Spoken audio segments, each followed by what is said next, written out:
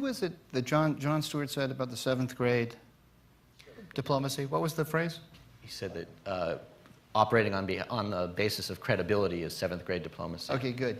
Yeah, that's the level I'm on. And I had heard 9th grade for you. No. You actually don't even have to get to 7th grade because that is basically international relations and politics in the Middle East. I do know exactly what Assad is thinking, and I can explain it to you right here. Because it's a mistake. It's a mistake that educated people make. They think it's more difficult than it is. It is not that hard. Well, the hard thing is figuring out what's actually going on the ground, who's doing what to whom, and so on. Once you know that, it's very simple because they want to win, right? They want to win. They want their friends to win. They want to win, and they want us to lose. And it's as simple as that. It's not hard. And they want to. The tools that they have at their disposal to win, they're thugs, right? So to use another popular cultural reference, all you have to do is watch The Sopranos, and then you understand how they're thinking. Why did they use chemical weapons at Ghouta? For two reasons. Number one, they suck. That's a military term, right? You look, they cannot. Their regular military cannot take and hold territory. It can't. It's shocking the extent to which they suck as a military. So for a year they have been trying to take this place and they can't. The YouTube videos are beautiful, by the way, of showing Syrian tanks being blown up in this particular neighborhood by the FSA because it's got big boulevards with high-rise buildings around it, and the tanks are just sitting ducks. They tried and tried and tried. They can't do it. It's incredibly strategic territory because it's the gateway into Damascus on the one hand, and it's very close to the airfield where the Iranian support comes in. So if they hold on to it, they're threatening this is the battle for Damascus, is what this is. And they have failed, the Syrians have failed in conventional terms, and so they went to unconventional to just clear.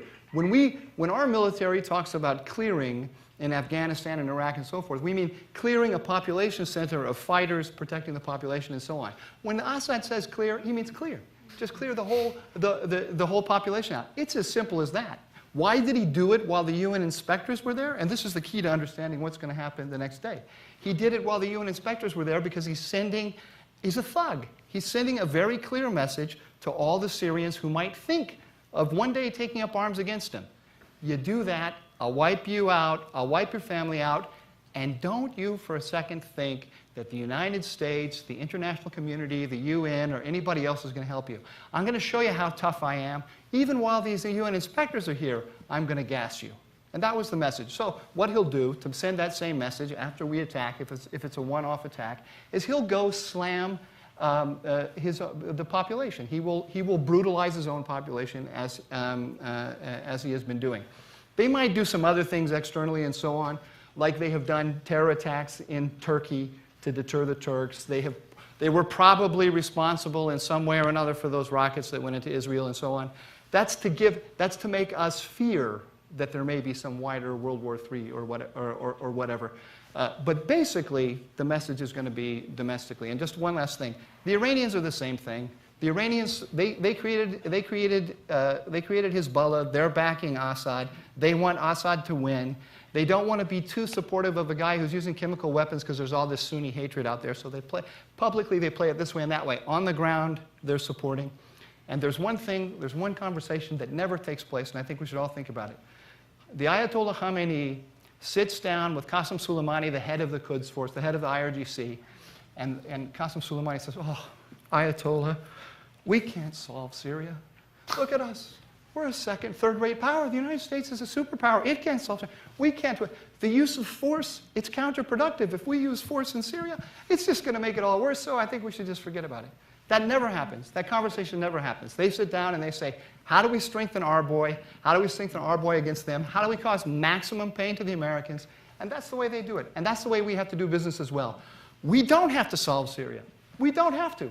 Our interests are protect our friends, build up our friends, punish our enemies, create a framework that allows other people to get on the ground to do stuff so that we don't have to do it.